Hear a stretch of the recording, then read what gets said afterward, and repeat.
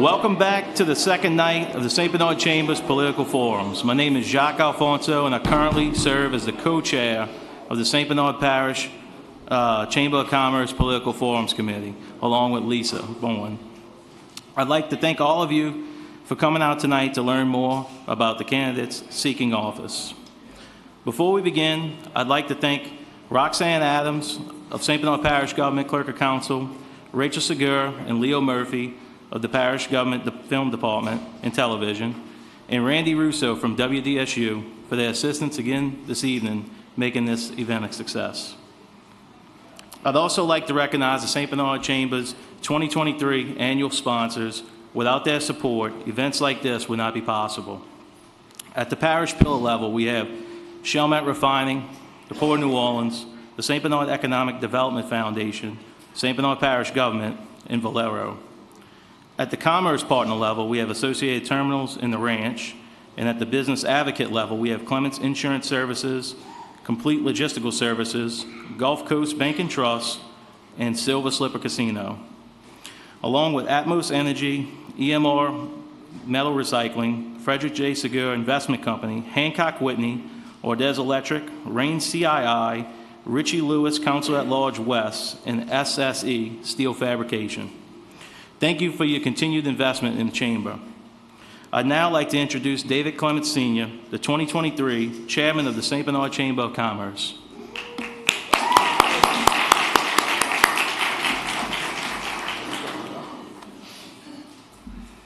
Thank you, Jacques. Before we begin, I would like to review the rules for this evening. I would like to also remind you all that early voting will begin September 30th through October 7th. The primary election will take place on October 14th. To view the ballots or find polling locations, please visit www.sos.la.gov. Also, this is a reminder that the St. Bernard Chamber of Commerce does not endorse any candidate for elected office. The purpose of this forum is strictly educational. We believe it is important for the business community and for the public to have the opportunity to hear from and learn more about each candidate running for elected office.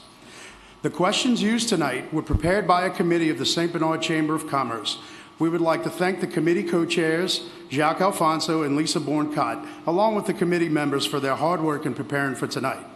Please note that no candidate or chamber staff has had the opportunity to review these questions ahead of time. During the forum, the candidates may request a question to be repeated. Candidates may not, however, request for further elaboration or interpretation of the question. Candidates should do their best to answer the questions as presented by the moderator. Questions will not be taken from the audience.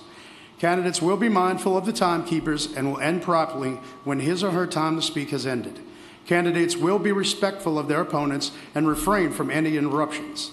Additionally, the audience will be respectful of all candidates and will refrain from any form of interruption. At this time, please ensure your phone is on silent. I'd now like to introduce our moderator, Randy Russo. For those that could not be with us last night, a little bit about Randy is that she is the morning anchor for the WDSU News this morning, and for 17 years has worked to tell stories showcasing the resiliency of the people of Louisiana. She's been in broadcast journalism since 2007 and has worked her way up to become an anchor where she now found her home at the morning show.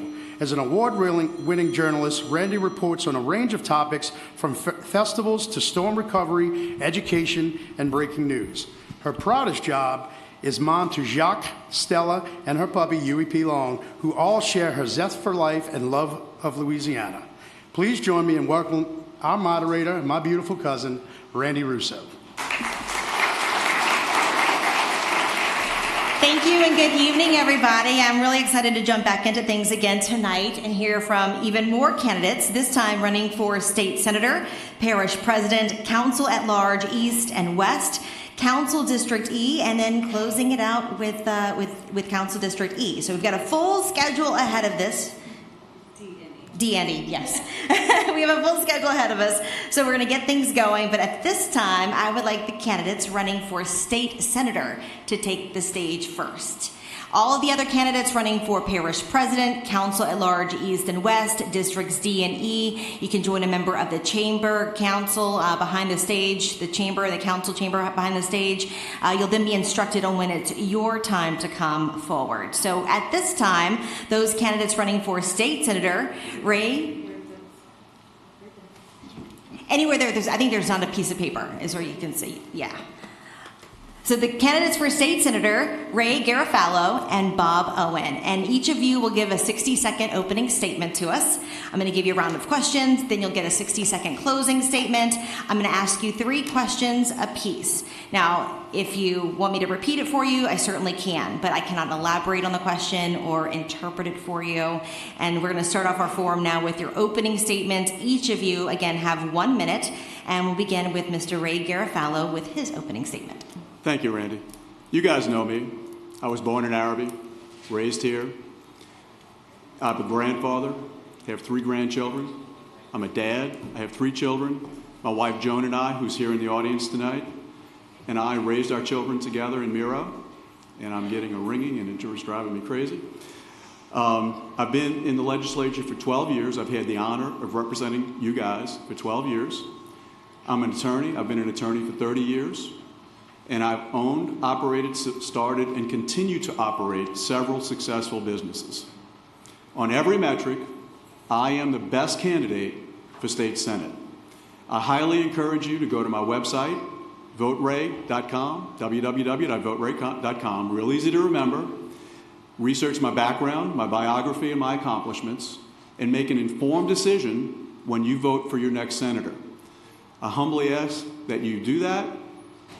Again, www.voteray.com. If you have any questions, please reach out to me. All of my contact information is right there. Thank you, Mr. Garofalo. Mr. Bob Owen. Oh, thank you, Randy. So I'd like to introduce myself to a lot of you here tonight. I'm State Representative Bob Owen from Slidell. My district basically is Slidell from the lake all the way to the border. However, and I grew up in Slidell. However, I did grow up also fishing in Delacroix and hunting in Reggio. So I know this area very well, and I'm proud to have it in my district, my future district, hopefully. I'm a founding member of the Conservative Caucus. I've been on the Health and Welfare Committee, Transportation, the Drug Task Force, and the Drone Committee. Louisiana, going forward, we have a ton of potential here. We have all these wonderful things. We have the 3rd largest river system in the world running through our state. We have great people, we have great food, we have great culture, but we have a problem with education. We have a problem with crime. We have problems with our infrastructure, DOTD, and we have a horrible problem with taxes and insurance. I believe that a constitutional convention is required in order to change a lot of the things that are wrong with this state, and I hope to be a part of that, and I hope to have your vote in the future. Thank you so much. Mr. Owen, thank you. We'll now have our first question, and again, you'll have 90 seconds to answer each one of these questions. So for question 1, what initiatives will you push for in the state senate to allocate funding for upgrading our roads, bridges, and other essential public facilities? And we'll begin with Mr. Owen. So first thing I believe that needs to be done, frankly, is we almost need to eliminate the Department of DOTD and start from scratch. I talked to Governor DeSantis about that particular process, and that is what they pretty much did in Florida to fix their infrastructure system with the Department of Transportation. Outside of that, we're constantly fighting for tax dollars, for federal money, for state money to get DOTD to work. Anybody who's ridden by a construction project and sees people just standing around on the side of the road, or construction that's taken months and months to get completed, knows that there's a serious problem with the way that we do business in terms of funding our roads and funding our bridges, funding things like bridges, and then funding the rest of our general infrastructure. It has to change, and it's going to start with whoever the governor is, and hopefully we can work with the legislature to make that happen. So we're gonna work real hard to really turn DOTD into something we can be proud of, and something that can be effective for the state going forward. Mr. Owen, thank you. Mr. Garofalo. We've been working in the House. Let me give you a little background. In Louisiana, the governor has an inordinate amount of power. The governor is the one that sets the executive budget. He sends it over to the House. The House massages it, sends it to the Senate. And it's not just the executive budget. He also controls basically everything that goes on in capital outlay. Capital outlay is pretty much where we control everything that we spend on extra projects. We have the bridge program, we have the road program, and DOTD is supposed to take those projects in order of priority and need, and like the infrastructure that we're trying to get in St. Bernard Parish right now. We do see a lot of problems with the priority system based on politics. The group that I've been working with in the House for years has been trying to devise a plan, and we believe we have a plan that will take the control of the governor out of that process. He'll have input. The governor has to have input. But we need a more subjective way of deciding where the projects are going to go and how we're going to divvy up the money. DOTD is also very, very top-heavy. We have a lot of administrators in DOTD. A lot of the money that they spend is being spent on administration instead of going into our roads, bridges, and infrastructure. So we have to change that, and that's one of the things we've been working on as well. But if we can change the power structure so that it's a more subjective selection process, we'll have a lot better chance of more fairly fixing the infrastructure that we have in the state of Louisiana. Okay, Mr. Garofalo, thank you. Question 2. There is an insurance crisis right now in South Louisiana. What policies and or legislation will you support to make sure people aren't priced out of their communities because of the cost of homeowners and flood insurance premiums? And we'll begin with Mr. Garofalo. Thanks again, Randy. Just this session, I had bills that strengthened the Fraud Protection Authority, fortified, if you have a fortified roof, it would force the insurance companies to tell you the amount of the discount that you'd receive for fortifying your roof or fortifying your home. It opened the whole fortified program up to multifamily dwellings, not just single-family dwellings. I had a bill to create catastrophe savings accounts, similar to a health savings account, so that you could bank some money, so that when you have a catastrophe, you have some money in the bank. It would all be pre-tax. I don't have time to get into the details. But it would be an incentive for people to save for a rainy day so that they could use that for either their portion, which is the deductible portion of their claim, or to fix their home or their business. I had a bill to remove the 10% over-the-market requirement for Louisiana citizens. I had a bill to put railings on the appraisal process. If you haven't been thrown into the appraisal process, you have a real surprise coming. But that's something that has to be addressed. As an attorney, I understand what has to be done. And we changed a lot of the definitions. We had bills to change a lot of the definitions with what's going on in the insurance industry. You know, with what we see going on in the reinsurance market, the Fortified program is the best way to start to reduce our insurance rates. We have to stabilize the market. All of the rates are based on how much the insurance companies have to pay out. Alabama has been very successful in reducing their rates and implementing the Fortified program. Mr. Garofalo, thank you. Mr. Owen. Yes, so insurance is a very complicated issue. It's one that has many facets. We have tried to do some things with tort reform over the last couple of years. They have not been extremely successful, frankly. And you know, there's some things that you know we have done though, including the Fortified Roof program, which hasn't started, which will in fact bring rates down, and we've kind of guaranteed that in the law. One of the things though that we have to do in Louisiana, and it's gonna take a little bit of feather ruffling to get this done, but you know we're gonna have to open up the insurance market, and what that is going to entail is, you know, we have a ton of consumer protections, you know, in Louisiana that we have over insurance companies, you know, and they're for the individual, and look, honestly, those are, you know, they're nice to have. The problem is you know, it keeps other businesses out of the state. People don't want to deal with Louisiana, so it's one of those things that we just are going to have to kind of, you know, take a bite out of, and you know, hopefully it's not you know, something too bad, but we really need to get that insurance market open and more free market type of system. Also, the reinsurance aspect of insurance in the state. So, you know, reinsurance is the insurance that insurance companies use to basically insure themselves in case of, you know, 3 or 4 storms that come through. We kind of let that lapse a little bit, and then we had 3 or 4 storms come through in a single year. So that's one of the reasons our rates are so high. Mr. Owen, thank you. Thank you Your so time is much. up. I appreciate it. Question number 3. Education is a priority for our community. What policies will you advocate for at the state level to improve funding for our local schools and ensure that our students have access to high-quality education? And we'll begin with Mr. Owen. So education is a big thing that it's one of the things I mentioned in my opening remarks. It's probably, in my terms, one of the most single important things that we can do to the state to improve it. There's a couple different things with education, though. We have early childhood education, which needs to be funded, and that's been shown to be effective long term.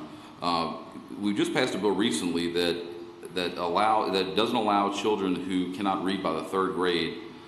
They basically they are held back at that point, or they are given some kind of counseling or services to help them get up to literacy rates. The thing with that bill is, up until 3rd grade, you're learning how to read. After 3rd grade, you're reading to learn. So if you can't read by 3rd grade, it's a major issue. So we did pass that, and we have some other bills that are similar to that going through that hopefully will be passed in the next session. Another big thing with education, though, that people often forget to mention is your higher education or older jobs. So there's 140,000 unfilled jobs in Louisiana. And it's not because people don't want to work at these jobs. There's probably a few that don't, but most of these people want to get these jobs filled. The issue is they don't have the proper certifications, and we have to get these people certified. We have to get them in education programs that are for older adults, vocational systems, or either that or industry-specific type of education that can get these people employed. Mr. Owen, thank you. Mr. Garofalo. Every year we hear the same thing. We're not funding education enough. We work really hard to do that. As the chairman of the Education Committee in the House, I work really hard to improve teacher salaries. I think we have to do that. We have an exodus. Teachers are leaving the state of Louisiana in droves right now. We have to do everything we can to bring our teacher salaries up to at least the southern states regional average so that we have a chance of maintaining those teachers. We have to continue to make sure that we're supporting those teachers in the classroom. My daughter is a teacher. My wife's a former special ed teacher, and I hear it all the time that we don't treat our teachers like professionals. I think that that's the key.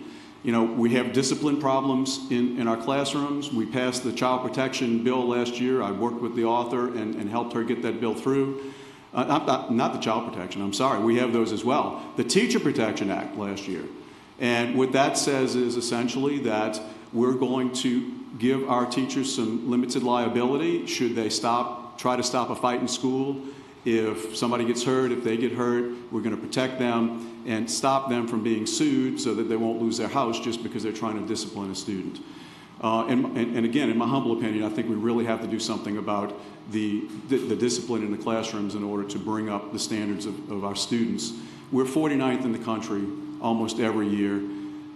St. Bernard has been blessed that we have a good school system, but when the state is 48th or 49th in the country, what's it say about our system? We have to improve our teachers and improve our classrooms. Mr. Garofalo, thank you. You'll now have 1 minute for your closing statements, and we'll begin with Mr. Garofalo.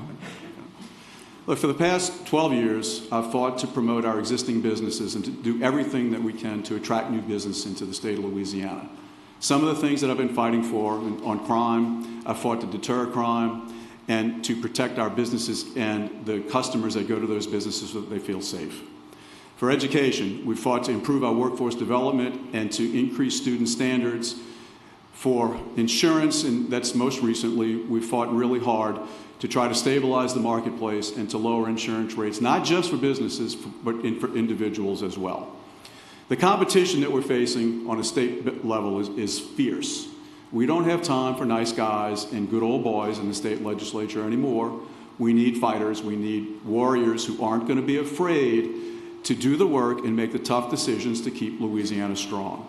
As one of those warriors, I pledge to you that I will do everything I can to make Louisiana the best place to raise a family, and I humbly ask for your vote for Louisiana Senate, and may God bless every one of you, the great state of Louisiana, and the United States of America. Mr. Garofalo, thank you. Mr. Owen. Thank you very much. So I just want to start by saying, when you're in this position, I've been a state rep for the past 4 years now, and you learn very quickly that you have to work with other people. I'm a very staunch Republican. However, I work with Democrats, independents, whoever I have to get things done for the people of my district. And that's what I'm going to do for everybody here who's in St. Bernard. There are so many things that are wrong with Louisiana, but they can be fixed. We talked about education. We need to stop shackling law enforcement and start shackling more criminals. Infrastructure, the taxes and insurance issues, and a constitutional convention are really required. I am the person who is going to be there for you. Although I grew up across the Lake Pontchartrain, I still love this area. We grew up here hunting and fishing. I know the people here, and I want to do what's best for the people of St. Bernard. God bless Louisiana. God bless St. Bernard. Thank you. Mr. Owen, thank you. And thank you again to our candidates running for state senator.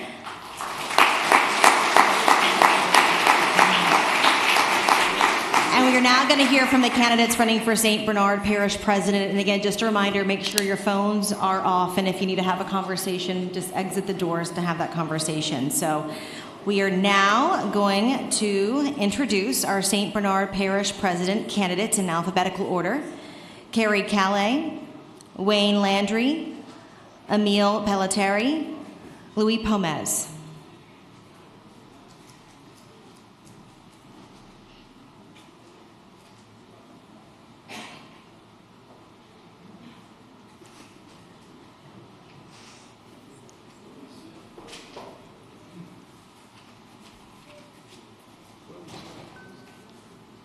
And anyone that doesn't have the paper. And as y'all are having a seat, I'm going to just remind you all that we'll have a 60-second opening statement for each of you to provide to the audience.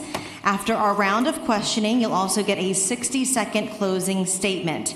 Each of you will be asked a total of 3 questions, and you'll be given 90 seconds to respond to each. If you need me to repeat a question for you, I'm certainly happy to do so. I just can't elaborate or interpret that question.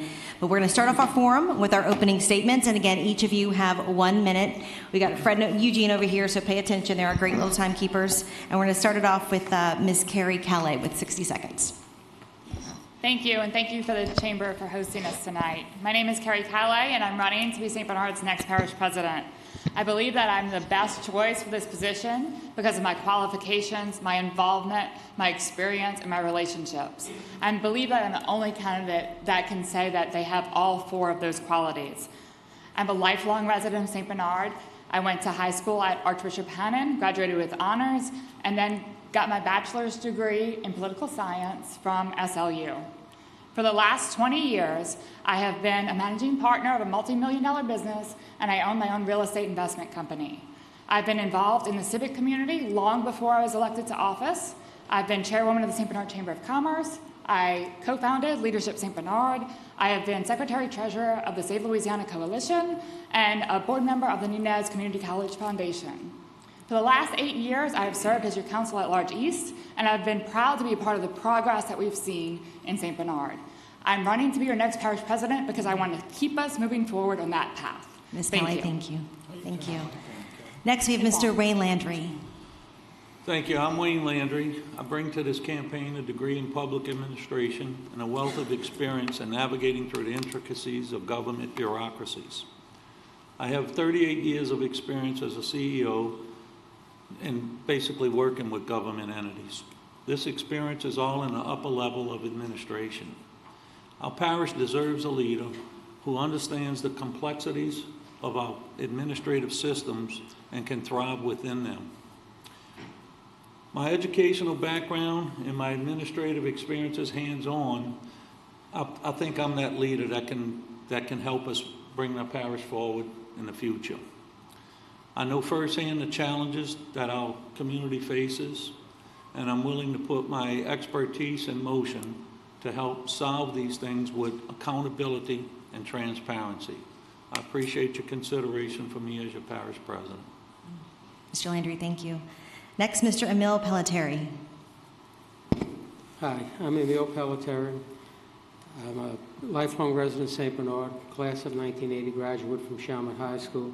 I've had my own construction business since 1978. I've a community activist first and foremost. I've had 45 years of doing so, from pre-Katrina all the way through current days. Sometimes I'm in the forefront of different groups. Sometimes I'm in the back. Campaign first. I'm sorry, Frank. Transparency and honesty will be the staple of my administration. The good old boy days are over. Thank you. Thank you, Mr. Pelletieri. Mr. Louis Pomez. First, I want to thank the Chamber for hosting this forum tonight. It's greatly appreciated. I'm Louis Pomez, lifelong resident of St. Bernard Parish, born and raised in St. Bernard Village. For the past 40 years, I have worked in almost every department in parish government. For the past 7.5 years, I've been serving as Chief of Operations for Public Works Department. I have worked under 6 parish presidents. I have seen all of the good points and not so good points. I have learned what a leader should do and not do. I am the go-to guy when disaster hits St. Bernard Parish. The first to be seen when disaster strikes, and the last one to leave.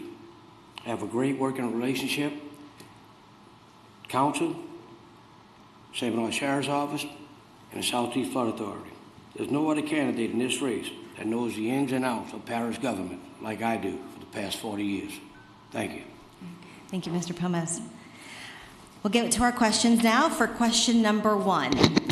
Prior to Hurricane Katrina, the population in St. Bernard Parish was at or above 60,000.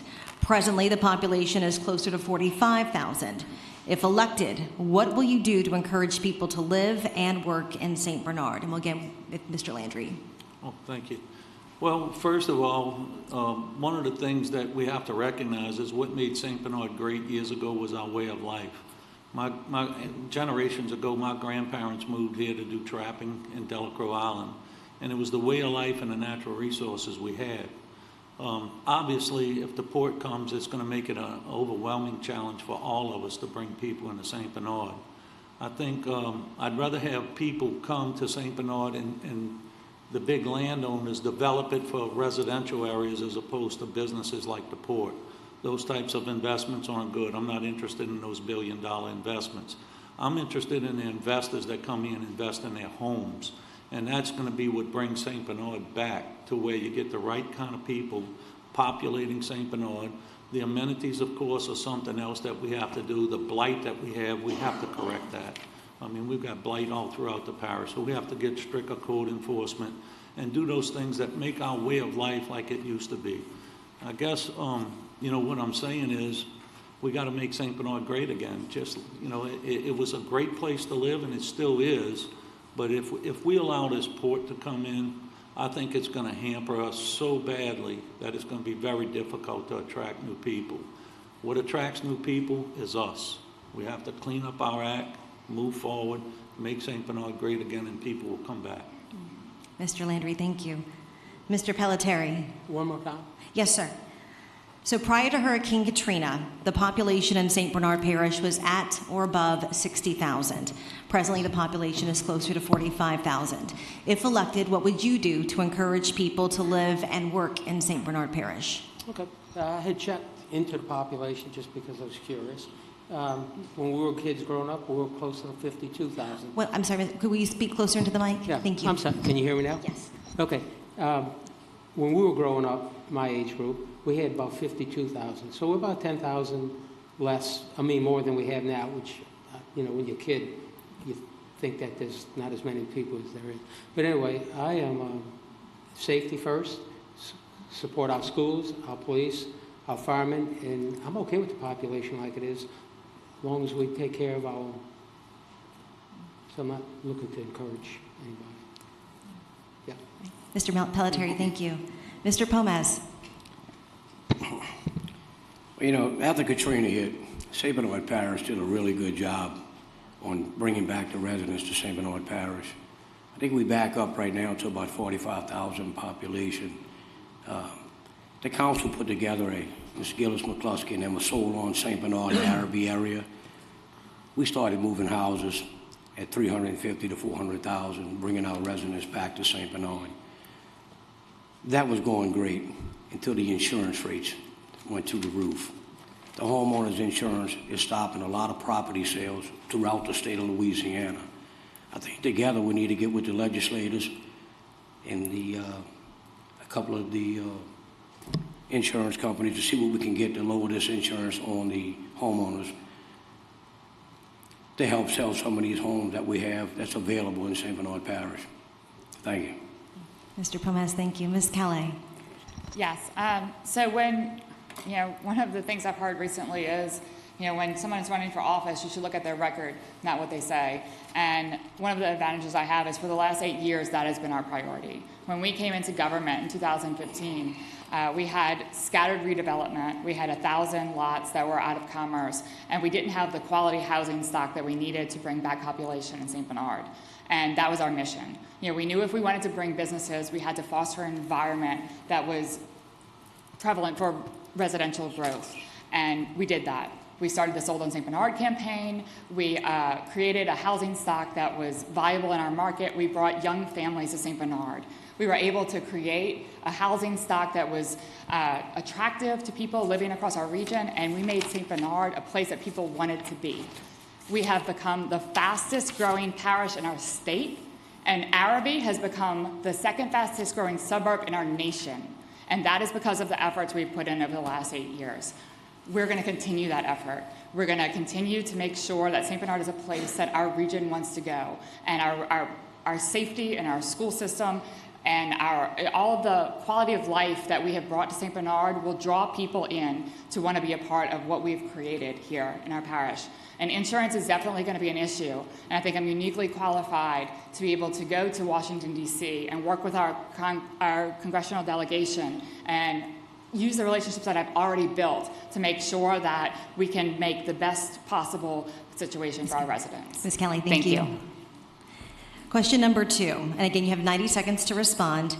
If the port project moves forward, how will you make sure the citizens of St. Bernard benefit from its development? What is your plan to mitigate the impacts on residents and make sure infrastructure improvements are made to lessen the burden? And we'll begin with Mr. Pelletieri. Yeah, hi. The port cannot be allowed to come here. No matter what they say, they're not going to live up to it. It's not going to benefit us. It's going to be in New Orleans first, and there is no second option. We have to fight them as long as we can. Thank you. Mr. Pomez. Well, I was the first one to go against the Port of St. Bernard. From the day I heard of the port coming to St. Bernard Parish, I was the first one out front against it, and I will still fight against the Port of St. Bernard coming here. The infrastructure that St. Bernard has is not going to tolerate with 1,500 trucks, 1,700 trucks per day running through our parish. The rails are not set up for the rail cars that are going to go through the parish, the traffic jams. If you go to the Port of New Orleans up there and you look at the concrete structures up that way, they're about 12 inches thick, and you come down to St. Bernard Parish and look at our roadways, well, they're not interstate roadways. They for parish use. We have probably about 5.5 to 6 inches of concrete in here. It's going to destroy the infrastructure of St. Bernard. It's going to destroy the quality of life, not only in the area of Violet where this port, where they plan on trying to put this port, but throughout the whole parish. It's going to destroy the quality of life. And as the next parish president, I will stand strong against that port from coming to St. Bernard Parish. And it'll be my fight whether I'm in office or out of office. I will continue to fight against the port coming to St. Bernard Parish. Thank you. Mr. Pomez, thank you. Ms. Calais. So it's easy to say you're against the port when you haven't actually been happy to make that decision. I'm the only candidate who has actually voted on the record against the port going back as far as 2021. And that stood with our district attorney in filing a lawsuit claiming that St. Bernard has sole jurisdiction over that area. But to answer your actual question on what if it does come here, while we have been fighting against that project, we have also been making sure that we're using all angles possible. I have made sure that the port did not realign St. Bernard Highway and kept that on the current track. I was a big part of making that happen to make sure that that highway stays open to our residents, to make sure that RPC funded the engineering and design of a roadway to make sure that the traffic does not go on our roads in St. Bernard if we are subjected to this port coming here. We have to make sure that we are using all avenues possible, both to fight the port and both to make sure that if this project is shoved down our throats, that we are capable of reacting in the right way and making sure that our infrastructure is not harmed and our quality of life is not harmed in this parish. And I am the best representative to make sure that those things don't happen and our citizens are protected no matter what the outcome is. Thank you. Ms. Kelly, thank you. And Mr. Landry? Would you repeat that question? I want to make sure I'm Absolutely, answering. yes. So if the port project moves forward, how will you make sure that citizens of St. Bernard benefit from its development?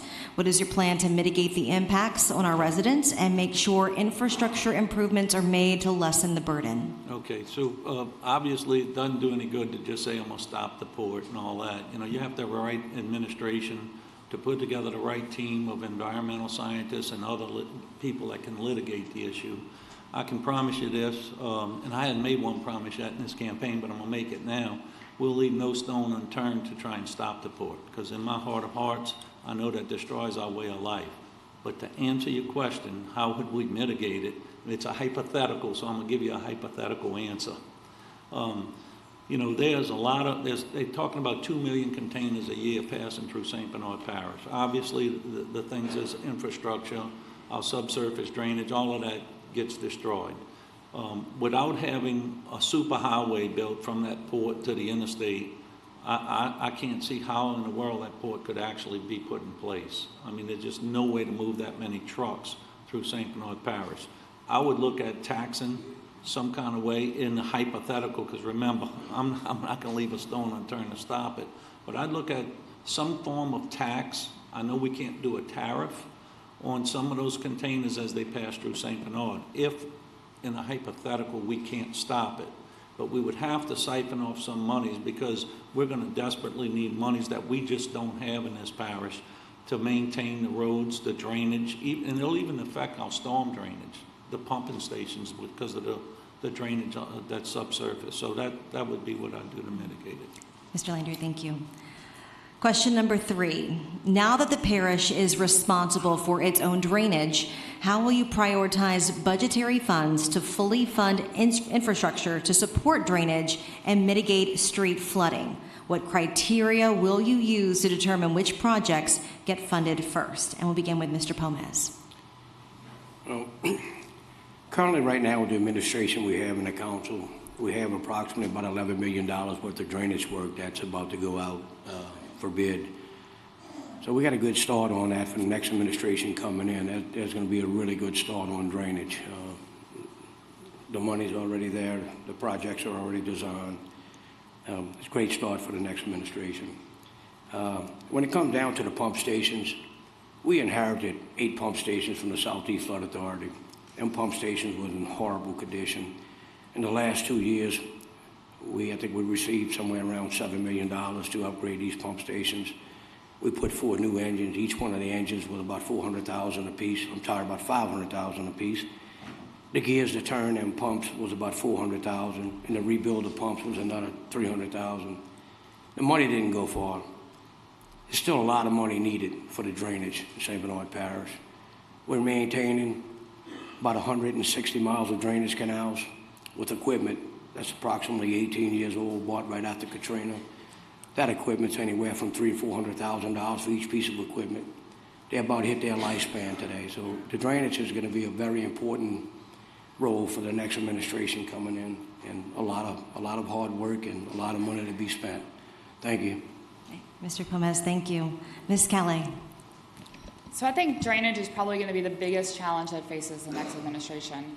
Not only do we have the system that we've taken over, but our subsurface drainage that did not get the funding that it needed after Katrina. And part of the reason why it did not get that funding is we didn't have the people in place to go to Baton Rouge and to go to DC and request that funding. We did not make the request that St. Tammany Parish or Orleans Parish did to get the funding that we needed for drainage in St. Bernard. And it's a huge challenge that we're facing today. We have fought for the last 8 years to try to get that funding, and because it has been left alone for so long, it's been a challenge.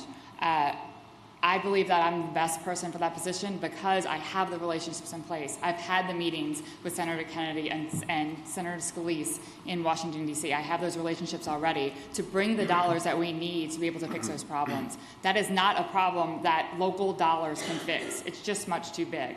We have to have somebody that has the relationships to be able to go to Baton Rouge and DC and be respected and be, part of that infrastructure to be able to bring those dollars down here, because that's the only way we're going to address that issue.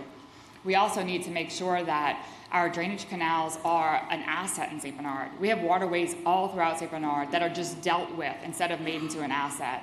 And we need to keep water in those canals so that they're maintained at the right levels, and make a quality of life improvement in some of our neighborhoods by being able to have landscaping and walkways and bike paths across St. Bernard. So I hope to continue to do that in St. Bernard. Ms. Kelly, thank you. Mr. Pelletieri. Yeah, I don't have the access to the data that some of the people running for parish president have. I do know how to take bids, get the best for our money. We have streets that have been flooded for years and years. Veronica is one of them, parts of Judge President in front of Chalmette. And we can't do it on our own. We need to have federal dollars, and we'll go after it. Mr. Pelletieri, thank you. Mr. Landry. Well, I was against, and I've been very vocal about important issues that face our parish for a long time. I was against that taking over the equipment and that millage that passed. I think the people thought that by passing that millage, it was going to solve their drainage problems in the residential areas. It didn't, and it won't. There are some dollars available right now to attack drainage, but it's not enough. And if we have one catastrophic pump fail, we have to divert all the funds to that pump, because anybody knows in St. Bernard, if you have a rainstorm that's pretty heavy in about 2 hours, your street's going to flood because the capacities can't keep up. So there are dollars available. We've left and this is an unbelievable number, but it's verifiable. Since Katrina, we've left $200 million on the table. And it's not because of us, but because of the state. The waivers of income tax. Right now, refineries aren't paying a lot. They're getting a lot of waivers for tax. In 2 more years, we'll have the ability as a parish government and a council to decide how much of that can be waived. And those dollars are significant. Last year, just picking on Valero alone, was $5 million of tax monies that didn't come to the parish that could have because of the tax waivers. There are dollars out there that we have to get, and I'm not saying we're going to waive them all or not waive them, but other businesses right now are struggling with taxes, and we're giving people that are making billions of dollars tax waivers. That's where the drainage money can come from. Mr. Landry, thank you. We will now have your closing statements. You'll each have 1 minute, and we'll begin with Ms. Kelly. Thank you. St. Bernard needs a parish president that is and always has been active in our community, not someone that only comes out during election times. Someone that has a plan of action and a record of financial integrity, not rhetoric or a history of disastrous initiatives. We need someone that when disaster strikes, we can be proud to have in front of a news camera or in meetings in Washington, D.C. We need someone who will continue to move St. Bernard forward and not set us back 20 years. We need someone who can bring our people together, work with our local and regional partners, and be a face that St. Bernard residents can be proud of. I am that leader for St. Bernard Parish, and I would be proud to represent you as St. Bernard's next parish president. Thank you. Ms. Kelly, thank you. Mr. Landry. Well, first I want to thank y'all for putting the forum on, and I think it's we have to give accolades to everybody who puts themselves out there to run for office. It's a tough thing to do. You're right that we have to get people who have education and people who can actually represent us in Washington and navigate through those government bureaucracies. You're absolutely right about that, Ms. Calais. And this is an important election. This is a major crossroad for St. Bernard Parish. I've spent years dedicated to studying and implementing, transparent governance with efficiency.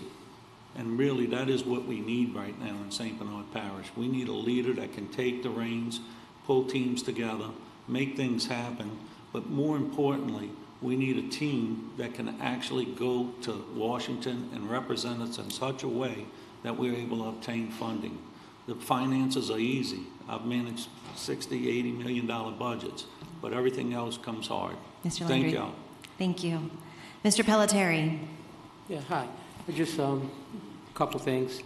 The Sault St. Bernard project, I know everybody's happy with it, sold a bunch of houses. It was discriminatory against most of the local builders. It was a group of chosen builders that got pretty much all the work. So I am a little bit bitter about that, so as y'all can tell. But we'll work with everybody, secure safety, full funding for fire department, work with our police, and help our school board come up with a plan that we can get on board with for safety for our kids in school. It's really their project, and they're not supposed to be raising your kids either. So we've got to all get together and get on the same page with it. Mr. Pelletieri, thank you. And Mr. Pomez. I think Mr. Landry said it right. I think St. Bernard Parish needs a leader that can take the reins and lead the team. I'm that guy. For the past 40 years, I've been serving the residents of St. Bernard Parish, not in a part-time position, but in a full-time position. I work anywhere from 5 to 6 days, sometimes 7 days a week. When disaster strikes St. Bernard Parish, myself and my team, we're the first out there on scene. We're the last ones to leave. When it comes down to the administration and running budgets, I run millions of dollars in budgets. My budget in road department is in the millions between the sanitation, the roads, the road lighting. One time we had animal control, mosquito control, all of that fell under my department. I supervised hundreds of employees in St. Bernard Parish in my 40-year career. I have worked in every department in parish government. Thank you. Mr. Pomez, thank you. And at this time, we'd like to thank all of our candidates running for St. Bernard Parish President.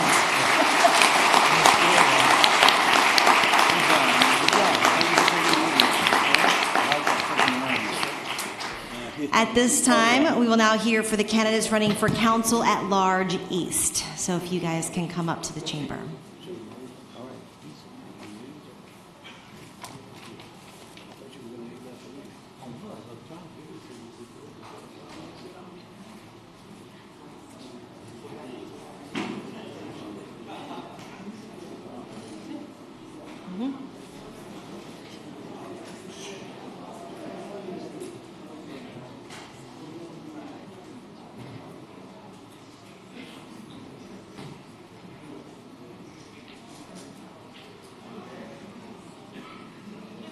Sit anywhere?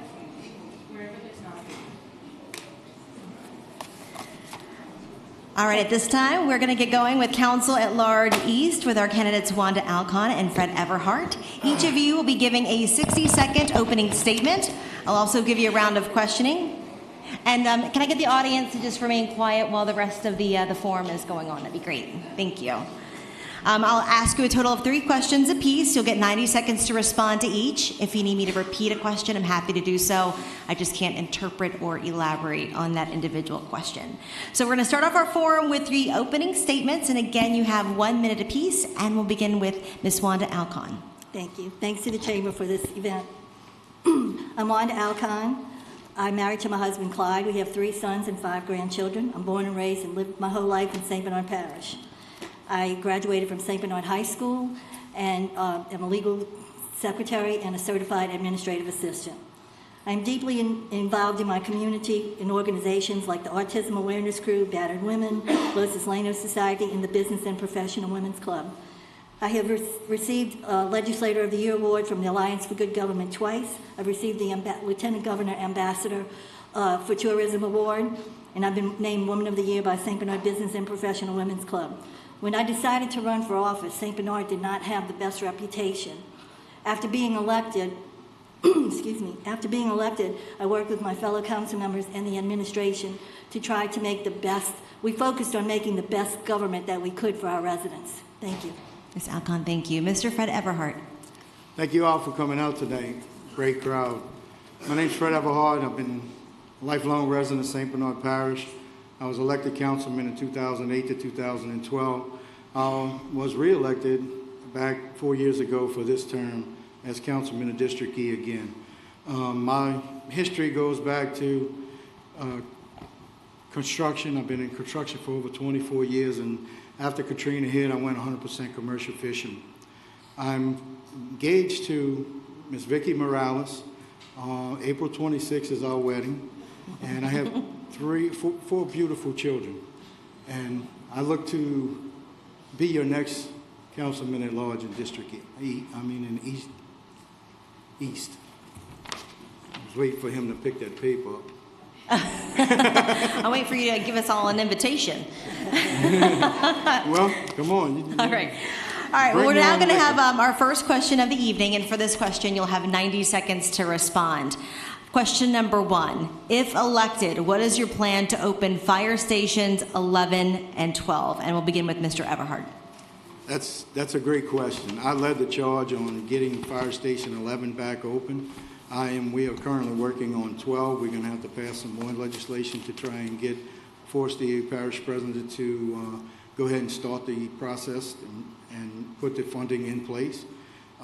Everybody knows that fire stations, the eastern part of the parish, the administration was trying to take fire protection out of District 2 and brought it in District 1 to enhance District 1's fire rating.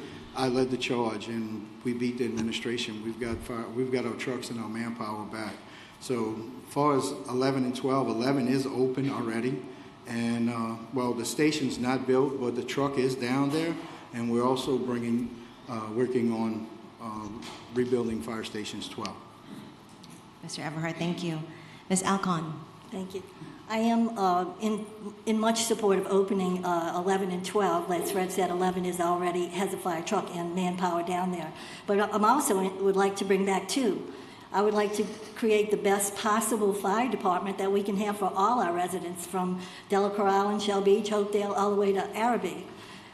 We do have challenges. We have manpower issues. We have to figure out how to defeat that problem and getting more people to come to work for the fire department.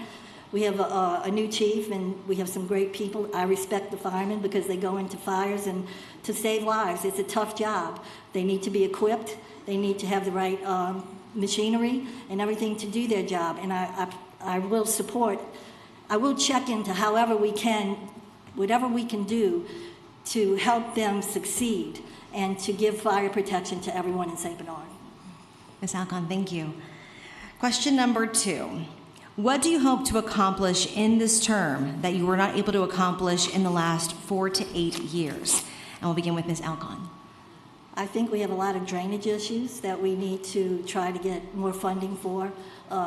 My district especially, a lot of people are having issues. Back in the day, there were culverts that were put down that are now being destroyed. They're rotting. And so a lot of people have these sinkholes and all. So I think we need to definitely put some more money into being able to fix drainage issues.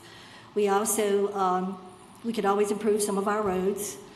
And we need to do more neighborhood parks for our kids. We need to try to bring in more business in whichever way that is, working with the chamber or with economic development or whoever it is. We need to try to do those things that help improve our parish. Thank you. Ms. Alcon, thank you. Mr. Everhart. Read the question. Absolutely. What do you hope to accomplish in this term that you were not able to accomplish in the last 4 to 8 years? It's a good question. It's a tough question. Drainage is one of them. She's right. All our subsurface drainage is falling apart throughout our parish, from Araby all the way to the eastern part of this parish. We need to find federal and state funding, mostly federal funding. We have to lobby our federal delegation to bring that funding to the state so it can come down to us, put projects together, make sure we get this drainage repaired. Also, coastal restoration. I want to finish on takeoff or where we left off on this term to make sure that we put in more coastal restoration projects and fight for more funding and bring a lot more projects from the parish level to the CPRA and get that funding going, plus many more, and I just don't have the time to finish. Thank you. Mr. Everhart, thank you. Question number 3. Describe your level of involvement in the port permitting process thus far. Have you had conversations with any port officials, attended public meetings or community meetings? And if the port is permitted, how do you hope to convey the concerns of your constituents? And we'll begin with Mr. Everhart. Well, the port is a long way from being permitted, so we don't even talk about that right now. I led this charge with the port. I found out the port was coming to this parish. I turned around and we brought a meeting with the port here, and we found out everything that was going on. So I called out all elected officials. I love working with the public to give them all the information they need to come help me fight for legislation. So we created a SOS group. I was the one that created the group. I went to Mr. Showalter. We made him the chairman. I was the vice chairman, and we took that community awareness group, and we've got over 10,000 signatures against the port. So we had many meetings with the port. We passed legislation. I introduced legislation opposing the port. I brought it to the council. We voted on it. That is there, and now we're in the right track because our district attorney has taken over and found litigation that they're overstepping our boundaries with the port, with the jurisdiction process back in the day. So, as far as the port, you're looking at him. I'm the man that's against it, and always been against it. I am the one that let everybody know what's going on, and I will continue to fight against the port. Mr. Everhart, thank you. Ms. Alcon. Thank you. I am opposed to the port. I am opposed to Port Nola project. I have said it many times. This is a project that is poorly planned and has never been sent before the people of St. Bernard to approve. They have no concern for our wildlife, our wetlands, or our citizens and the difficulties they'll face.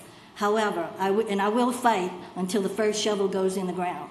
Once that happens, then I have to switch over and start fighting for what is good, what's the best interest of our people. What can we do to mitigate the damages that they're going to cause? Too many trucks on the street, our wetlands. What about the people that live in the nearby communities? These are the kind of things that we have to fight. We have to get in there and give everything that we've got to stop whatever they're going to do to harm our parish. Ms. Alcon, thank you. It's now time for your closing statements. Each of you have 1 minute. We'll begin with Ms. Alcon. Thank you. I'm running for Council at Large East, and let me tell you why. I'm not done yet. I was thinking about all the positive things that we have done in St. Bernard Parish over the last 8 years. We spent millions in civic projects like neighborhood parks and bike paths. We've done civic and community events like Wind Down Wednesday and Christmas in the Oaks. Christmas at the complex, I'm sorry. And all of these things are free for our residents. We never had that in St. Bernard Parish before. We've done things that bring our communities together. I was chairman of the Tourist Commission, promoted film and film incentive, got the film incentive program going, and we brought in thousands in tax dollars from the films. I have served as chairman of the Cable Access Committee, served as president of BPW and BPW LA, and on all boards in Economic Development, Executive Board, Regional Planning Commission, and I know what leadership is, and I'm asking you to please vote for Wanda Alkine for Council at Large East. Thank you. Thank you, Ms. Alcon. Mr. Everhart. Thank you. Thank you all again for coming out and showing your support and wanting to know what you feel, letting us introduce you and let us know how we feel and what our platform is. Like I said, I'm a lifelong resident of St. Bernard Parish. If you know me, you follow me. I'm a fighter. I'm a go-getter. I made many accomplishments in the eastern part of this parish. I want to bring that energy from Araby all the way down to the eastern part, Delacroix Island, White Coloski, Shell Beach, and Hopedale. I have the experience, the knowledge. Here is just some of the legislation that I passed as a councilman. Look up my record, follow the Facebook, go back, and before you make your vote, make sure you go back and do your due diligence and look at council meetings and see who's for and who is against the people, the politicians in this parish. I stood up for this parish, and I will continue to stand up for this parish. I want to continue to be your voice, and I would love to do it at the Council at Large seat. Fred Everhart, number 56, Councilman at Large East. Thank you. Thank you. Now let's thank our candidates for the Council at Large East position.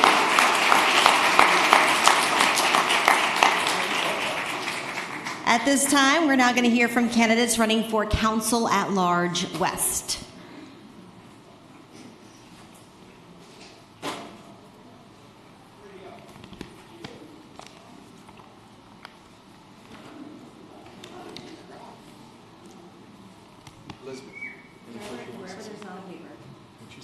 Whoever does not appear. At this time, we want to introduce our candidates for Council at Large West, Howard Luna and Gillis McCloskey. Each of you will provide a 60-second opening statement and then a 60-second closing statement after our round of questionings. Each question is going to be 90 seconds apiece to respond. We'll give you 3, and if you'd like, I can repeat that question for you. I can't elaborate or interpret it, but I can certainly repeat it. But at this time, we are going to begin our forum with your opening statements, and again, you each have 1 minute. We'll begin with Mr. Howard Luna. Oh, and again, audience members, if y'all could just keep the noise level down a little bit. If y'all need to talk, just walk outside so our candidates aren't distracted. So thank you. Mr. Luna. Thank you. I wanted to take time to say thank you to the Chamber, and particularly to everybody else who showed up and taking an interest in the election. My name is Howard Luna. I'm a lifelong resident of St. Bernard. Charlotte and I have been married for over 42 years. We've raised 3 children here and we have 5 grandchildren. I've been a council member for District C for 8 years, and prior to that I was the Justice of the Peace in Ward G for 3. Being an at-large council member takes time. It takes effort and an unwavering desire to do what's right for the people. It takes not being afraid to say no. It takes being responsive to you. It takes answering the phone when you call. It takes listening to you, seeing what you see, and in some cases smelling what you smell. It takes providing answers to your questions and finding solutions to your concerns. These are the things that I've done as District C's council member and will continue to do as your Council at Large West council member. Thank you so much. Thank you, Mr. Luna. Next, Mr. Gillis McCloskey, your opening statement, 60 seconds. Thank you. First, I'd also like to thank the Chamber of Commerce for hosting this forum and to all those who helped make tonight possible. My name is Gillis McCloskey, and I'm running for Council at Large West. I'm a lifelong resident of St. Bernard, and as an Isleños, my family is among the founding members of this parish. I'm a graduate of Holy Cross High School and a graduate of the University of New Orleans, where I earned a bachelor's degree in political science with a concentration in pre-law. As area manager for quality labor management, I develop growth strategies that focus on finding careers for trades, men and women. For the last 8 years, I've served as councilman in District A, and despite 21 tropical events, 2 tornadoes, and COVID, we created an environment that turned St. Bernard into the fastest growing parish in Louisiana, and Arabi, Louisiana, into the 2nd fastest growing suburb in America. And most importantly, I'm husband to Leslie Coleman McCloskey and father to Riley and Gillis McCloskey. Thank you. Thank you. Again, we're going to have our first question. You will have 90 seconds to respond to each one, so we'll get going with question 1. What do you believe the biggest impacts would be for St. Bernard Parish if the Louisiana International Terminal Project moves forward? And what is your plan to mitigate those impacts? And we'll begin with Mr. McCloskey. Thank you. The biggest impacts for this project would be the lack of infrastructure. So there are many impedances to the quality of life in St. Bernard regarding this project. I think one of the most detrimental things would certainly be rail. With the onboarding of the PBF biodiesel project, we've already seen a 2x increase in rail traffic, and I'm assuming that that will increase further as that project comes online. In addition to that, if we were to add the LID project, we would be looking at a 4x increase in rail traffic in St. Bernard Parish. That would be absolute dreadlock for this parish. The deadliest chemicals known to man go on that Norfolk Southern spike, and unlike what happened in East Palestine, that rail spike goes through our neighborhoods within inches of the homes in District A and across our parish. So I believe that that would be one of the most difficult things to overcome. I do believe that's the most significant environmental objection that we lodged against the Corps of Engineers. And I'm very familiar with this permitting process, having taken on the IHNC lock project and taken that fight to DC. And I think I'm the only candidate in this race that can say I fought this particular permitting project, this particular permitting process. I have experience with it, and I think I'm the right person to fight this fight on behalf of St. Bernard. Thank you. Mr. McCloskey, thank you. Mr. Luna. Could you repeat the question Yes, sir. one more time, please? What do you believe the biggest impacts would be for St. Bernard Parish if the Louisiana International Terminal Project moves forward, and what is your plan to mitigate those impacts? I think that when you look at the LIT project, some of the things that you need to look at is again, separating the port from the infrastructure, because they are actually 2 different projects. And the port will be the first one to tell you that they're not in the business of building roads. they will continue to move forward with the project regardless of what happens with the north-south corridor. I can't imagine what it would be like for us to have to deal with the truck traffic that's going to come down Judge Perez and then take the right and go up Parish Road. I mean, I know, I live in District C. I know how it is to cross the highway. I know how it is to look at Parish Road, which is an infinite turning lane. So I can't imagine what that would be. So it's not in addition to the traffic, it's the damage that's going to be caused on the roadways. It's the damage to the houses, it's the damage to businesses there. When we talk about rail, again, the same thing. The impact that we're starting to see on the expansion of PBF, which is very minute compared to what the port is going to do, is going to, again, hold things up for us. It's going to separate the parish again when you have to wait for the train. And by the way, we have a law out there on the books that says you should only wait 5 minutes for a train. Well, that's not happening today. So I do believe, and again, working with the railroad, and anybody who's tried to work with the railroad can understand that they really don't listen to us. So I'm going to tell you I'm opposed to the port. I don't think there's any trust there. There's no transparency there. And so I just can't see us surviving anything that the port brings us. Thank you. Yeah, Mr. Luna, thank you. Question number 2. What are some recreational and or quality of life projects that you would like to see in St. Bernard? And we'll begin with Mr. Luna, and you have 90 seconds to respond. Thank you. I mean, when I ran 8 years ago, part of my platform was quality of life. It's amazing because it's the buzzword today of everything we do. And again, part of the quality of life things is looking at from neighborhood parks to recreation facilities, and how can we make all of that work as together, right, as one big piece of how we move forward. It involves the bike paths and things like that. What we need to continue to concentrate on and bringing those quality of life projects to St. Bernard are those things that are going to keep residents here. So not only keep the ones we have, but attract new ones here. So there needs to be, and again from a recreational perspective, a working relationship between the booster clubs and the recreation department. I think there's a lot of benefit that can be had by that. I think they both have a lot of resources and a lot of experience to make that happen. So again, I think it goes hand in hand, quality of life, recreation. It actually overflows into everything we do. Thank you. Mr. Luna, thank you. Mr. McCluskey. Thank you. I've spent a great deal of my last 8 years focused on recreation. Before I took office, I heard the word impossible a lot when people said we couldn't get our booster clubs back. Lo and behold, 8 years later, we have 4 thriving booster clubs in St. Bernard Parish. Those parks are so important because that's where parents meet parents and kids meet kids and lifelong bonds are formed. So it's not just about the actual recreational asset. It's about those people working together to build something, and they form bonds. And that is the fabric of our community here in St. Bernard Parish.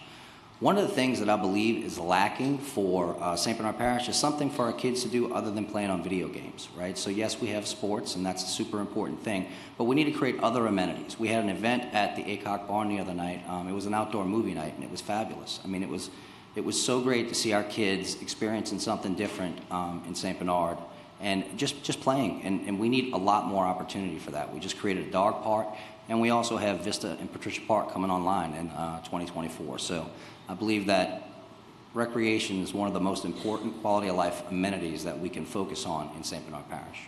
Thank you. Mr. McCluskey, thank you. Question number 3. How will you obtain funding for an industrial cleanup of waterways near and around Paris Road? And we'll begin with Mr. McCluskey. Thank you. First off, the best way to obtain any large-scale funding for a project is going to be through the grants department. So we would have to pull money back from within the general fund, classify that money as a match for a grant that would facilitate a large-scale project of that kind.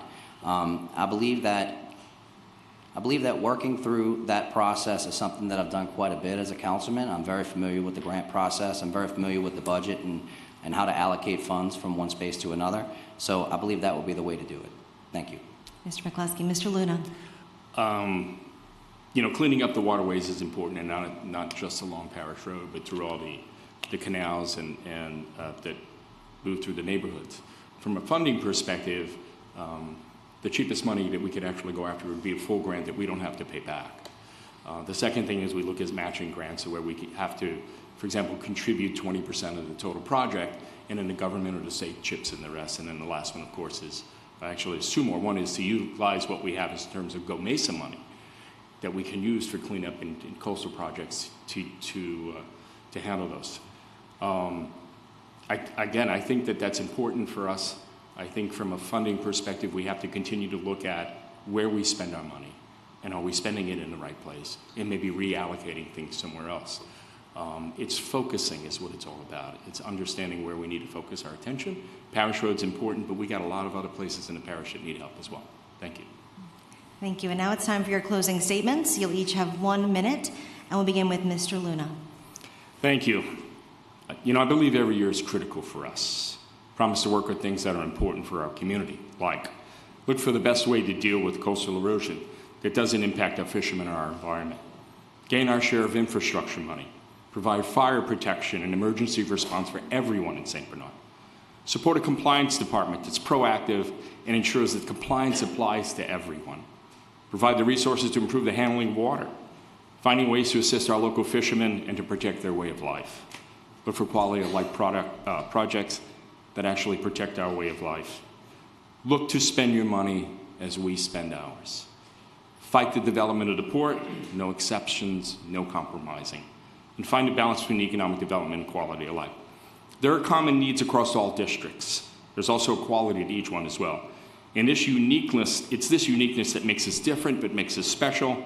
From A to E, from east to west, from up the road to down the road, I promise to invest the time, the effort, and the work it takes to make our community prosper while holding to the right things that make each of us unique and special. Mr. Luna, thank you. I humbly ask for your support in the election. Thank you. Mr. McCluskey.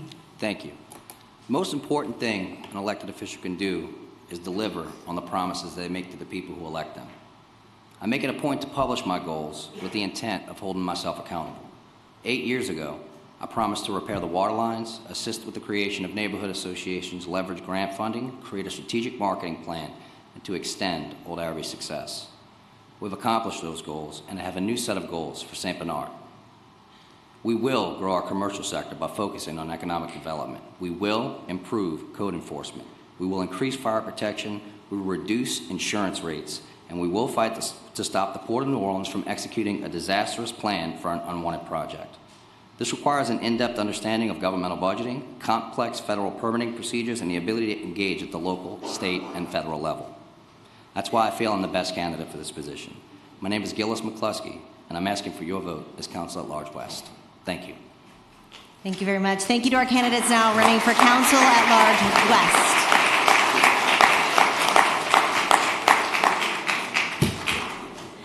At this time, we will now hear from our candidates running for Council District D. They include Andrew Hunt, Ryan Randall, Doris Stogner, and Cyrus Sylvester. And you guys can have a seat anywhere where there's not a white paper on it. Each of you will be allowed an opening statement, 60 seconds apiece, followed by a 60-second closing statement after we've read all 3 questions.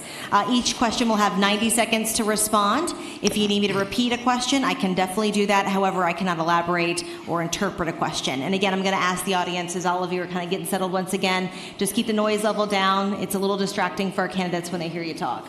That includes whispers. Thank you. At this time, we're going to begin with your opening statements. You've got 60 seconds to respond, and we'll begin with Mr. Andrew Hunt. First, I'd like to thank my lovely bride and campaign manager. She's definitely been whipping me into shape, and I'm loving it because every time I run for election, I lose a few pounds, so there's a golden opportunity for that. The reason why I'm running today, and the main reason why, is because I feel that we're being attacked right now when it comes to the port. And a lot of people think that it's a done deal. I've been knocking on doors. And some people say, well, you know, Mr. Hunt, I'd love for it not to come, but I think it's a done deal. And I've been encouraging people to say that nothing's a done deal till it's done. We have a lot of stuff coming down the pike with SOS. I'm a major plaintiff. We've been suing them for a couple years now. We have some pretty damaging reports that will be coming out very soon. I've seen the preliminary, and I think it's going to help our case great. And at the same time, we got the DA that just stood up, and he filed his suit where it's against the Louisiana Constitution for a port authority to operate outside of their jurisdiction. And I'm here to say, 10 seconds, I'm here to say that I'm not about that, and at the same time, I want to be a representative for our district that I love, and I owe a debt of gratitude to all of our people that have made me successful. And I want to bring my Mr. Hunt, talents thank to the you. council. Thank you. Mr. Ryan Randall. Thank you for hosting this event today. My name is Ryan Randall, and I'm running for Council District D. I've been married to my wife for 15 years. I'm a lifelong resident of not only St. Bernard, but of District D. My service to this community started in my teenage years working at the Good Samaritan Center in Lower St. Bernard, which was founded by my Uncle Walter with the help of Mr. Lynn Dean. I'm the current chair of the St. Bernard Parish Planning Commission, and I'm also a member of the St. Bernard Charter Committee. I have a bachelor's degree in urban and public affairs with an emphasis on land use and disaster management, two things that could not be more important to St. Bernard Parish. I am the most qualified, experienced, and educated person for the honor of representing District D. I look forward to using my skill set in helping them grow. Mr. Randall, thank you. Mr. Cyrus Sylvester. My name is Cyrus Sylvester. I'm married to Leslie Green Sylvester. We've been married 13 years. I also have my daughter, Lee Burrell Green. She's pregnant, about to have a baby in October. I'm so happy about that. But I am the voice. I want to be the voice for the people of District D. I want to be the people. I want to be the person to help you get things done. We've been battling with a lot of things. We've been going through a lot of things. And all we doing is people say they think they're going to do things and nothing can happen. But I want to be the person that go in your neighborhood, in your community, to get things done. Listen to what you want to get done. Listen with your ideas, things that you can do for yourself and for your district. And I'm the guy to make the district better. I'm the guy willing to listen to you. I'm the guy to go in the neighborhood and work with you. Not behind the desk, but go in the community to get things done. Thank you, Mr. Sylvester. We'll now go through our first question, and again, you've got 90 seconds to respond. Question number 1, if the port project is permitted, how do you plan to establish a clear line of communication and mitigation efforts to address concerns in your community promptly? And we'll begin with Mr. Randall. So the challenges that it's going to face to be permitted are numerous. But if it were to get through, we have to follow up with all of the correct infrastructure to support it, to save St. Bernard Parish from being 100% ruined. The challenges that it's going to face are the size of ships that they've promised, the fact that they've promised it's going to be automated, cutting jobs. The Tulane University just came out with a great study talking about the environmental impact that it's going to have. But getting back to point on if it does happen, we have to work with local, state, and federal leaders to make sure we get every dollar possible to support the infrastructure that's needed to make sure that it does not destroy our way of life. Thank you. Mr. Randall, thank you. Mr. Sylvester. Well, I think what needs to happen, I believe that the port would be a bad thing for our community. First of all, congested traffic and the environment, and then I'm opening the school. I think we can come together and we file a lawsuit with the DA. I believe we don't give up. I believe as a community we can come together and we can stop this. Never give up. People say it might be a hard battle to climb, or uphill climb battle. We can do it. We just come together as a people, as a whole District D, and let them know what needs to be done and what have to be done in our community. We don't want it here. Just don't want it. And we're going to stand on that. Mr. Sylvester, thank you. Mr. Hunt. I'm so glad you asked. Listen, right now is not the time for us to say if. Now, if, and we're pushed to it, of course, we need certain infrastructure. But they're promising us a bunch of nonsense. They're saying they're going to put the Florida corridor. They've been saying that for 30 years. We got wetland allocations. We got wetland. They have to go and buy other wetlands. Sometimes it's 10-to-1 in the same parish.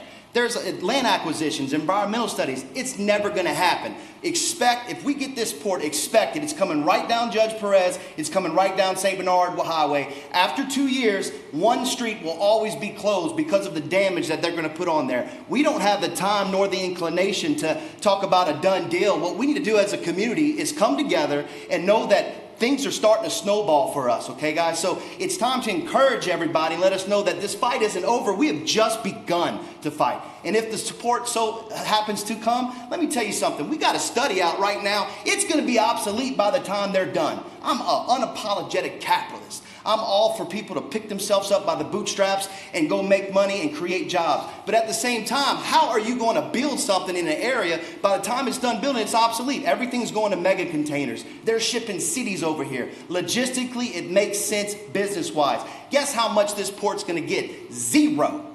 Zero. And on the same time, it's maritime law. Guess how much taxes we're going to get? Zero. Guess how many jobs we're going to get? Very, very few. Okay? So when you look at all that stuff, you know who's getting the shaft? We're getting the shaft. So we need a voice on the council to be able to fight this thing, and I'm your guy. 90 seconds. 90 seconds. Question number 2. District D has seen tremendous growth over the last 5 years. What is your plan to continue that growth and improve commercial development in your area? And we'll begin with Mr. Sylvester. Well, the thing is, we need to listen to our people in our district. Ask them what needs to be done, how they feel about things. We represent them. We represent the people in District D. And our job is representing them, is getting what they need and to get things that's done, that we want to get done what they want to get done. So kids can't hide behind this desk. It's time for us to get out in the community and see what they need and what they want. And we need to do a lot of things in our district. And the district can get better if we all come together and ask, what they want. It's about the voice of the people, not about us. It's about the voice of the people of District D, what needs to be done for them. Mr. Sylvester, thank you. Mr. Hunt. Well, I'm so glad y'all are asking wonderful questions. Let me tell you something when it comes to business, guys. We want these big box stores here and there. Of course, we don't want to impede on our mom and pops, but we have to have the demographics. Let me tell you what I've been involved with ever since I blessed this place, and I love it. I bleed St. Bernard. My children are born and raised here. I can live wherever I want. I want to live here. We have to have the demographics. We have to have a steady supply of new productive citizens coming in, which they are coming in. We have good people coming in. We're doing loans for them. We're getting them into houses. But without the demographics, we're not going to get the things that we want, okay? So that's how it is. Now, another thing is, we still have a lot of blighted commercial properties that has been like that for 20-something years. I don't get that. I don't understand why we still have properties that haven't been touched. I'm not going to name them. You drive around, y'all know what's up. We need to be able to go and make sense to them and say, listen, it's time to get this rebuilt, at least put a face on the building. If you want to figure out how to do your taxes, we can show you how to do cost segregations and things like that to where you can deduct it from your taxes. But it's time to clean this place up. It's been 20 years since Katrina, and we can do it. Mr. Hunt, thank you. Mr. Randall. So if you follow commercial real estate, which I'm sure some people do, there's only about 13 commercial properties for sale in St. Bernard on the MLS. I'm sure there's more off, but to continue economic growth, you need more opportunity. Whenever I think of economic growth, I think of the fact that in District D, there's maybe 3 unoccupied buildings. And then that immediately leads me to thinking of something like the St. James Business Park. Beautiful, landscaped C1 commercial corridor with functional C2 properties behind it that can produce revenue, jobs, and support the community in numerous other ways. You can't just rely on recycling the same buildings that we have over and over again because we have an influx of people. We need an influx of commercial corridor to support the commercial growth. And that's it for me. Thank you. Mr. Randall, thank you. Question number 3. In your opinion, what is the biggest issue facing your district, and how have you prepared yourself to address that issue? And we'll begin with Mr. Hunt. Well, I think by now it's probably no secret what I'm about to say. But let me tell you something. We live on a city basically shining on the hill. We have so much potential. We have so much potential. And with the right leadership in there, let me tell you something. When I need to be a jerk and I need to be as loud as the people want me to be, I'm your guy. When I need to be quiet and listen and learn something, I'm your guy. That's how I've been so successful throughout these years. Our biggest problem right now is this port they're trying to shove down our throat. A lot of people, very few people. Right now we're at 73%. I think by the time I'm done knocking on doors and everybody else, we're going to be at 80% against it. 16% are for it. This is an SOS poll. 11% are clueless, which we're educating them as we go. But Guys, this is going to totally disrupt the whole landscape of everything that we have. And I know a lot are thinking that economically it's going to be great. I don't think so. You don't trade a jewel for a lump of coal and expect good things to happen in your community. Thank you. Mr. Hunt, thank you. Mr. Sylvester. My thing is, they said it's the poor is the man dressed in our district. And we just put a school down there in Willie Smith for the kids being educated. You're gonna uproot a school that kids just got comfortable learning the teachers learning them. I think that'll be deplorable if we move that school. And when we move the school, where are we gonna put it? It's a question I have to ask. And number two, the traffic gonna be so bad, the infrastructure, as all the heavy trucks coming through here, buildings gonna be coming down. And people done work so hard for whatever they got, for their house, their cars, their homes. They invest a lot of money and time in that. Who wants their homes to be towed down by heavy traffic, heavy equipment coming through here? We don't need that in here. We want them to go, and we want to come as in our district things that we need to be done. And I think we need to be done in our district. We need a youth center. We need a youth center for these children. We have nothing for these kids here. And I want to fight. I want a recreation development for these children in the neighborhoods. That's things that we need to be done for our kids. We need to do more things for the children. The children is our future. And we got to start them. The Bible says start them when they're young. When they're older, they're not depart. Mr. Sylvester, thank you. Mr. Randall. Well, I feel like I'm grabbing at low-hanging fruit here, but obviously the biggest problem facing all of St. Bernard Parish is the port. The people don't want it. It has major jurisdictional issues. The damage that it's going to cause is multifaceted. We don't have the infrastructure for it currently. The roads are not built to handle that type of traffic. We have one rail system. We are, not only that, we're on the east side of the river. You have the Port of Mobile that would basically crush its availability. All ports being built in America are going deep water. This one's 51 miles, I believe, inland. It makes zero economic sense. At the end of the day, the destruction that it's going to cause will also be complicated by the fact that it is going to be a colossal waste of taxpayer dollars. And if we're going to address it, as the biggest problem, that is 100% it, over and over and over again. Thank you. Mr. Randall, thank you. We'll now begin with our closing statements. Each of you have 1 minute, and we'll begin with Mr. Hunt. I apologize if I come across angry, and that's really because I am. I've moved here in 07, in the rebuilding days, 07, where houses were still in the middle of the street. You know what I'm saying? And we were putting them together, and I just fell in love with the tenacity of our people coming back, wanting to be back home. Great people, of course. 20 minutes down the road and go fishing, that's great too as well. I love that. But we're fighters, St. Bernard. Right now, we need the right people to rally behind to let them know not just what we don't want them to do, but at the same time, put the plans correctly together to let them know that not only is this a mistake for our parish, let me tell you something, they don't care about us. We're 25,000 voters.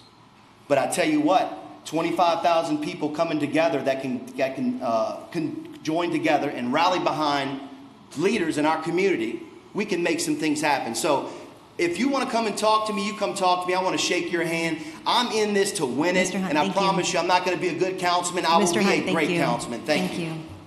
Mr. Randall. Once again, thank you for your time tonight.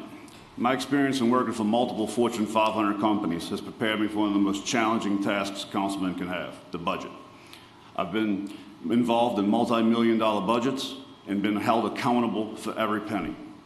From being the founding member of the St. Bernard Cooking Connection to being an avid leader in the community, hard work and dedication is what I promise the people of St. Bernard Parish. I'm not a politician. I haven't made a single promise to a single person anywhere along the way and on this journey. But what you will get is me working 100% for you. That's the difference between a leader and a politician. Lastly, this is an awkward thing for me. I'm not a boastful guy, but I have to sit up here and tell y'all why I'm the best candidate for a job and tell you all the things that I've done and accomplished. That's not what I'm about. I'm about hard work, dedication, and results. And to that end, I just humbly request y'all support Councilman District D, number 73. Thank you. Mr. Randall. Mr. Sylvester. My name is Charles Sylvester. I'm your voice, the voice for the people, not a voice for myself, not a voice for my family, but a voice for District D. What is a voice? A voice is something that needs to be heard. What is a voice? A voice is something that's coming from you and from the District D, the things that need to be done. And it's not just listen to you, but just work at it and get the job complete and get the job complete. And we work hard by doing it, by getting the job complete. I'm a little nervous, but I know one thing. I'm the underdog. I feel like I'm David fighting Goliath. But you know, you're looking at me, who I am. I'm the man that work hard. I never take no for an answer. I never give up. I work hard, and I'm gonna work hard for you. It's not about me, it's about District D. I will make District D look better. I will make you happy. I will make you proud. I will make you smile. I will make you feel good about yourself. I will make you feel good about District D. District D, we're wonderful people. We need to come together, District D. We are beautiful people in St. Bernard Parish, and I love this parish, and I'm gonna work hard for you. I guarantee you. If I don't work hard, do not elect me, do Mr. not vote Sylvester. for me. Thank you. We'd like to, at this time, thank our candidates for Council District D and their time.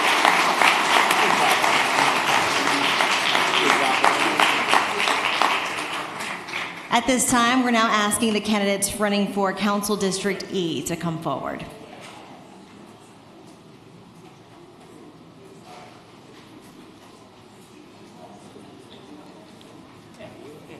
Our candidates, ladies and gentlemen, for Council District E, Jimmy Corley, Amanda Serenay Moniz, and Travis Thurman. As you're getting your seats, each of you, in just a few moments, will provide a 60-second opening statement to the audience. After a round of questions, you'll also give us a 1-minute closing statement. I'm going to ask you 3 questions. Each of you will have 90 seconds to respond, and you can pay attention to Fred and Eugene over here. They'll be giving you the time cards. If necessary, you can ask for a question to be repeated. However, I cannot elaborate or interpret that question for you. So at this time, we're going to begin our forum with your opening statements. And again, you've got 60 seconds. We'll begin with Mr. Jimmy Corley. Good evening, everyone. Oh, 1 second. Can you speak closer to the mic? Oh, Thank you. Sorry. You're very sensitive. Good evening, everyone. Thank y'all for coming out. My name is Jimmy Corley, and I'm hoping to run. For your councilman for District E. With that being said, let me tell you a little bit about myself. I was born and raised in the eastern part of St. Bernard Parish. I graduated from St. Bernard High School in 1997. When getting out of school, I knew my career focus was going to be the outdoors. I started guiding duck hunts and picked up a trade while in the fitting. Everyone who knows me knows duck hunting is my way of life for me. I live and breathe it. In 2008, I hung on my welding shield and started my business. All I can say is I'm very blessed to have a successful business and able to thrive on a profession I have so much passion for. This business allows me to work with different organizations: New Orleans Tourism, St. Bernard Tourism, Ducks Unlimited, Knights of Nemesis, and a Reels program where we do restoration projects and teach our youth about the outdoors. I'm very involved in my community. I'm heavily involved with my church. Mr. Corley, thank you. 60 seconds. I'm sorry. What is it? That's it. Sorry. I know it goes by really quick. And I hate being the cutoff person. I'm so sorry. Miss Amanda Moniz. Good afternoon. My name is Amanda Serenay Moniz, and I'm running for District E. I'm a Christian. I'm a wife. I'm a mother. I'm married to Jason Moniz for 18 years now. We have a beautiful daughter. She's 22, and a handsome son. He's 16. My roots in St. Bernard Parish are deep, 9 generations deep, born and raised in the lower end of St. Bernard Parish. I have a large family. We work hard together. I'm on that crab boat every day with my husband. So is my son. I homeschool my son. My lifestyle gives me a very flexible schedule to be on call 24 hours a day. You need me, I'm gonna answer that phone. If you saw the fight we put up in District E, I don't know how many times I sat in these chambers fighting for our district and District E for this fire department. There's still a lot of work to do in District E, all kinds of issues to fix, and if you elect me, you don't get me, you get me, and you get us all. Ms. Moniz, thank you. Mr. Travis Thurman. Hey, I'm Travis Thurman. I'm running for councilman at District E. I've been a commercial fisherman for 16 years in this parish since I was 14. I have 4 beautiful kids that I want to raise and keep this parish great. My education is I graduated from Chalmette High School. I both attended Texas A&M University and Nunez. And I just want to keep this parish great and make District D a better place to live. Thank you. Mr. Thurman, thank you. Again, I'm going to go through each question. You'll have 90 seconds to respond to each question, and we'll begin with question 1. St. Bernard Parish, of course, has a rich cultural heritage. How will you promote policies and allocate resources to encourage tourism and growth in District E? And we'll begin with Ms. Moniz. District E is very unique down the road. It has a, sorry guys, we have a unique culture down there with the Slanos. It's a way of life down there. The commercial fishing industry is hurting. I will do everything that I can to help everyone with their culture, their heritage, whatever we need, get grants, get involved with the community, do what we can do just to keep our culture going, because I'm telling you, there's 2 things that's going to hurt this culture and our heritage is the port and this big governments. So we need to stop that, and they need to go. Ms. Moniz, thank you. Mr. Thurman. Our heritage has gone back many, many, many years in this parish. For instance, fishermen, which I know is a struggling industry. I'd love to make it a lot better than what it is. I'm a fisherman myself, and it's struggling. Some other activities we could do is maybe a little marketing to help out the Slanos, maybe make it a little larger, well-known. We can go, for instance, maybe state, get it better known throughout Louisiana. And I feel like there's a lot that we can do to better and be better known in District E. Thank you. Mr. Thurman, thank you. Mr. Corley. I'm glad you said tourism. So my whole business is revolving around tourism. I want to put tourism in front of our commercial fishermen. I have a platform set up right now that I'm working on to get tourism from New Orleans, which is a $1 billion industry, that we can get down to St. Bernard Parish. So we're going to blow up our seafood markets. We're going to have our seafood markets like a festival, in other words. People's going to come down. I'm working with Ms. Barbara to come down with the buses, with the tours, to bring the people down here to Lower St. Bernard Parish so we can tap into some of that money that New Orleans is having. So, like I said, my business is all tourism. I know what I can do with my business, and I know exactly what I can do with the parish and make them a better place, and then more tax revenue coming to our parish. Thank you. Mr. Corley, thank you. Question number 2.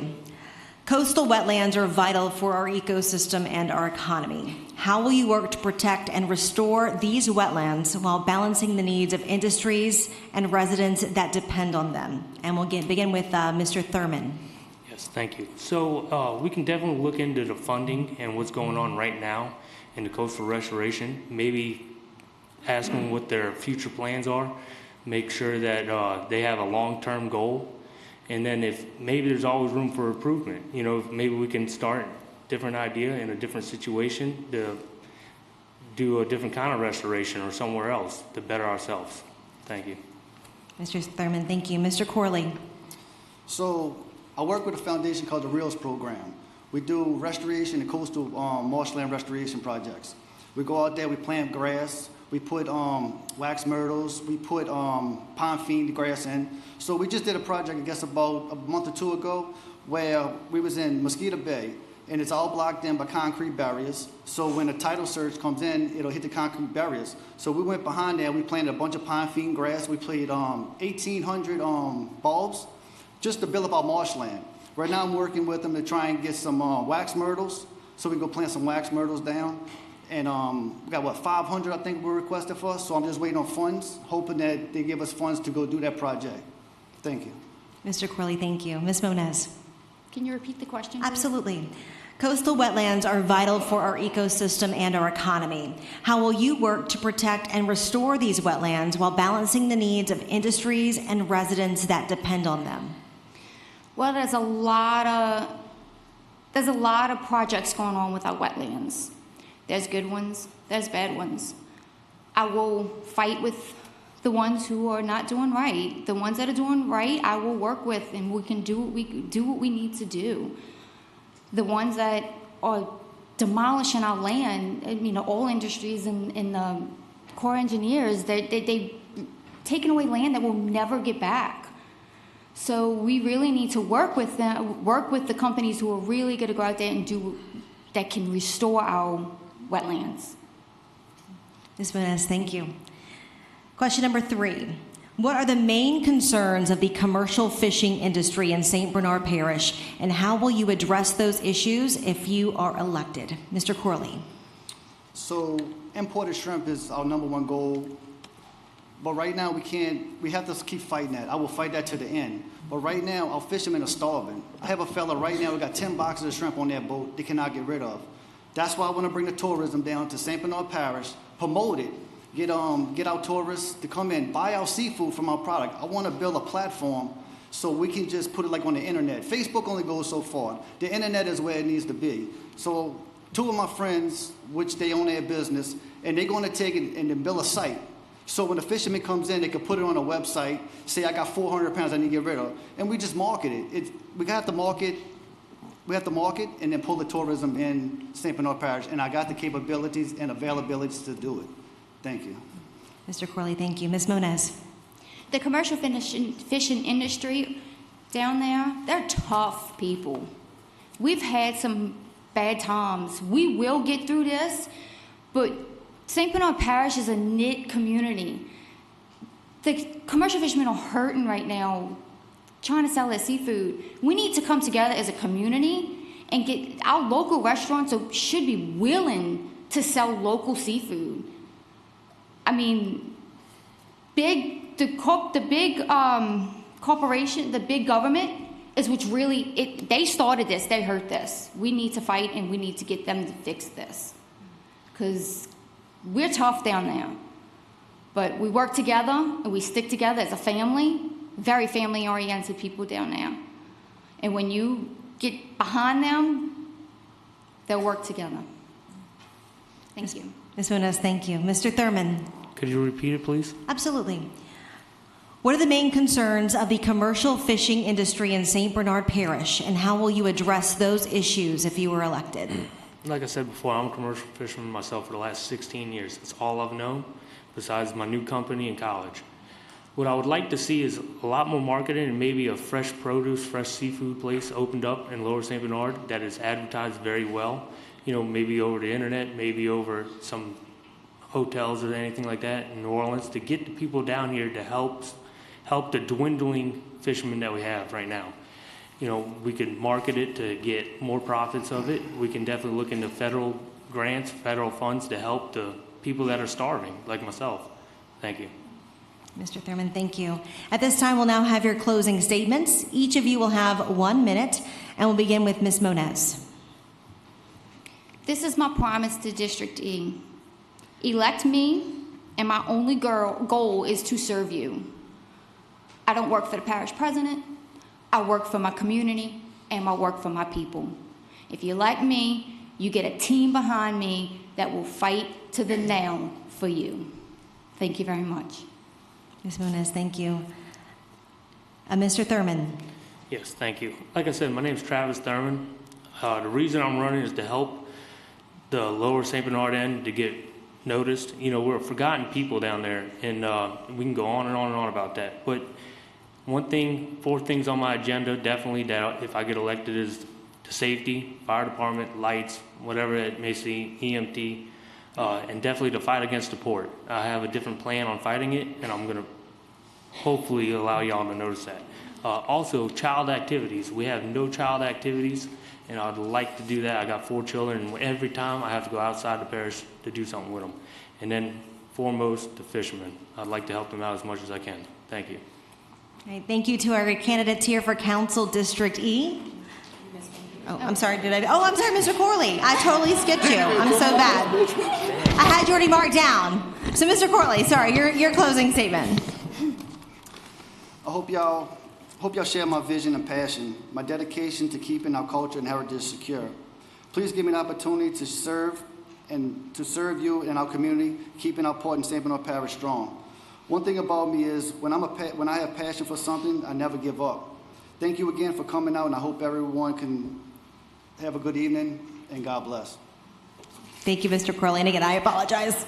Our candidates here for Council District E. And at this time, thank you to all of our candidates who came out tonight. Best of luck. We'll turn it now back to David Clement Sr. for closing remarks.